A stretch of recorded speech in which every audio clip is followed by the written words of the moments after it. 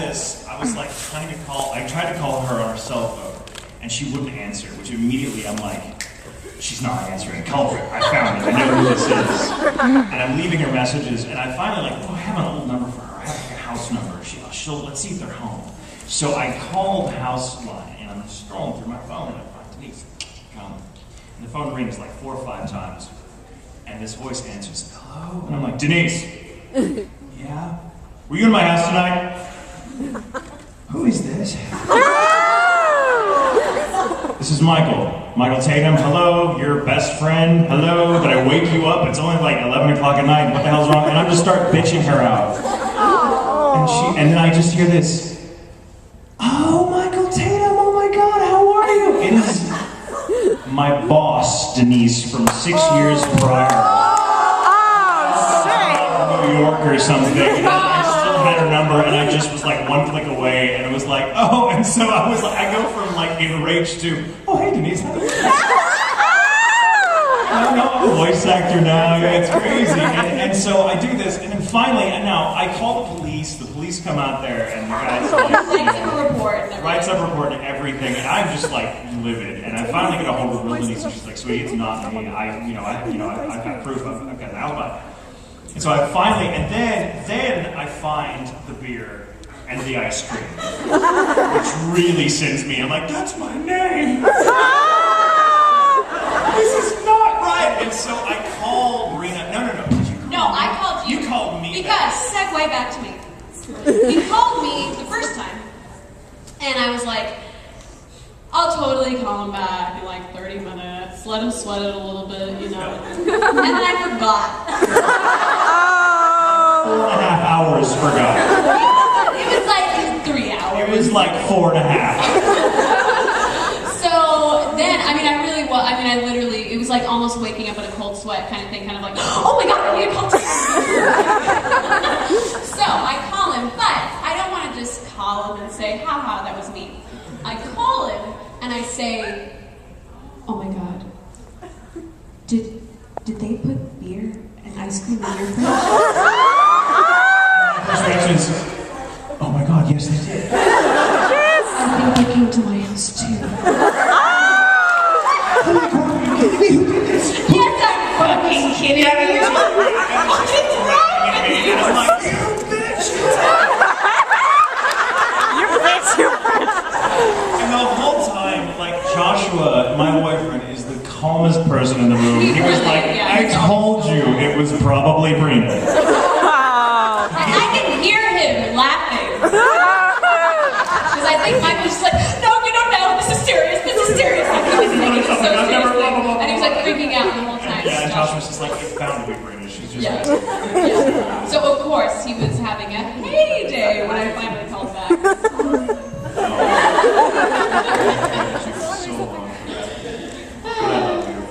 It's funny. It's funny though because I kept my furniture in the way they rearranged it. My furniture. Yeah, no, it's true. Well, she really does work better there. Yeah. You're welcome. Yeah, thank you. I don't know how the hell I'm ever gonna pay you back for that. It's been like 2 years. I know. Okay, and then. Whatever. And then you keep pranking me. Yeah. Like, so I assume you deserve this. Because the first convention that we finally did together, I don't know why it took so long for us to do a convention together, was Anime Central, like last year. And I assumed that he was going to prank me, so I obviously preemptively pranked him. I sang "Send in the Clowns" by Stephen Sondheim, but I changed all the lyrics to be about him. Because I hate clowns. I hate all the lyrics about him and about how, like, when I broke into his house, I actually had clowns with me. In his house watching him. At this convention watching him, and they're eventually going to turn him into one of them. It was an opening ceremony. Yes. Like, they were like 500. And let me just tell my version of the story. Okay, she came on after me in the introductions, and I had to piss like a racehorse. I was like, everyone, it's great to see you. Okay, bye. And I'm like running off stage, and she had all these people in booths with her. So the minute I get up on I had told everyone she's on stage to do her thing. And then I am trying to make a beeline for the restroom that's backstage, and they won't let me. Like, I have... They're just like engaging in a conversation. They're like, hey, how you doing? Nice to meet you. And I'm like, oh, so I gotta shake hands with like the contractors. I'm like, oh yeah, great, great. And then I hear this, Tatum, get up here. And I'm like, what? And they're just like on stage, here, and I'm like, oh, I gotta pee. And on stage, I'm like, what is this? And then yeah. Ingenious. My joke was good, but it took too long to do. If you would have started it months earlier, it would have been better. I didn't think of it like the week before the con. Yeah, it was actually a really clever idea. He made up these flyers that had like a picture of this ridiculous, adorable sloth on it, and saying that like it was my pet sloth I was rescued from Honduras, which by the way, sloths don't live in Honduras. That like it had died recently, so to be sure and like come and send my send your condolences. So I mean, maybe 2 people asked me about it the whole convention, and I was like, what are you talking about? Well, and I decided that the name of the sloth was Beck. Yes. And so, because I wanted people to come up to me and be like, oh, we're so sorry about Beck. I heard Yeah, like, so I was just that so really, confused. respects the name of the show that she was in. That's really I was like, what do you awesome. mean you're sorry about Beck? It was the greatest show ever.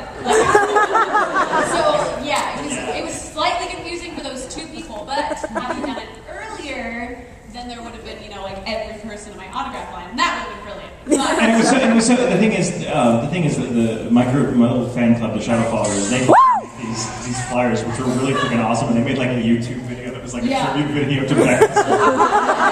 And it was really cute, and but it was such a huge con that people kept taking the flyers down and like you had to have like a license or whatever to actually put everything up, like it had to be approved, because he didn't talk to the con people. See, what I did is talk to the con people. Staff, man. Yeah, we do. You better get me back. I know, she's like, it's not fun if you want to be pranked. It has to be something Sign like, of friendship. So, let's see. I have no idea. I guess I'll pick that. Let's see. All right, let's see. I see an orange there with the rose. Yes. I would like to ask you, would you prefer to do Kiyoya or Sebastian? Ooh. Like do.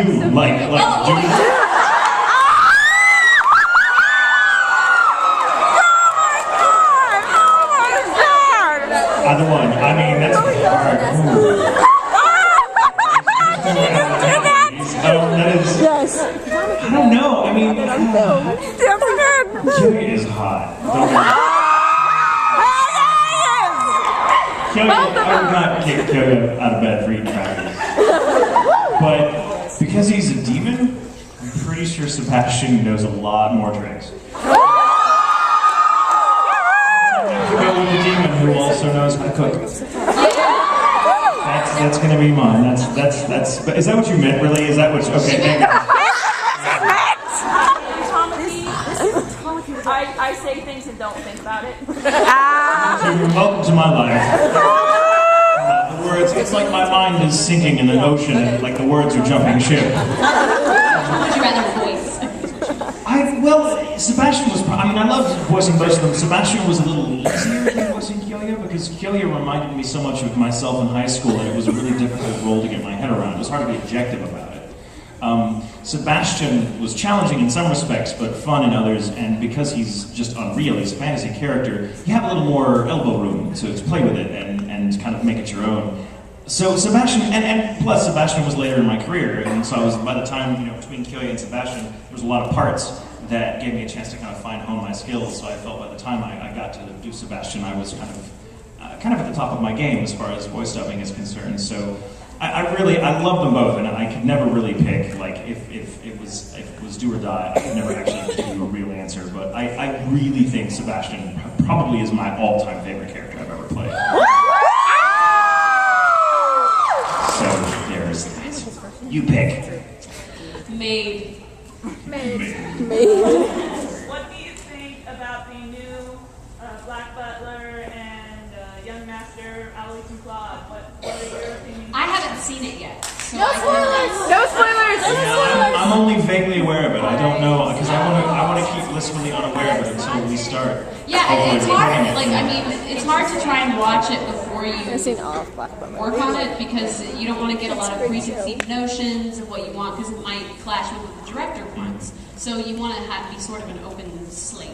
for them, or a clean slate for them. I mean, I mean, but I'm sure it's awesome. Oh my I know enough about them to just kind of I've heard it's actually hear really that. good. I'm interested to see the way that pair will interact with Ciel and Sebastian. It looks I must read there's this. probably a lot of really good dramatic tension. So I can't wait to explore it.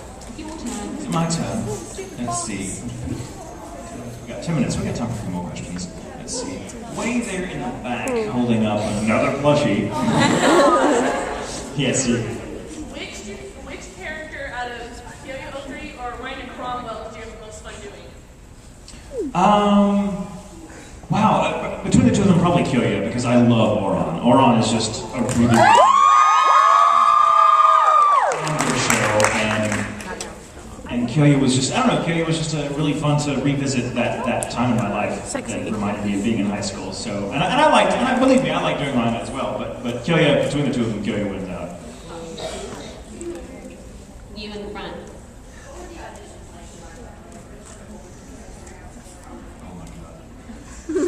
I tried out for Ciel, obviously, and Lizzie, and I think those are the only two I actually tried out for. Like, I don't think I tried out for, oh my god, I just blanked, Monica's character. Mayray. Yeah, I don't think I actually tried out for, I think I just tried out for Ciel and Lizzie. I tried out for just about every male part with the exception of like Ciel. Because, you know, I'm like, little boy, no, can't do it. But shut up, there was no one near no.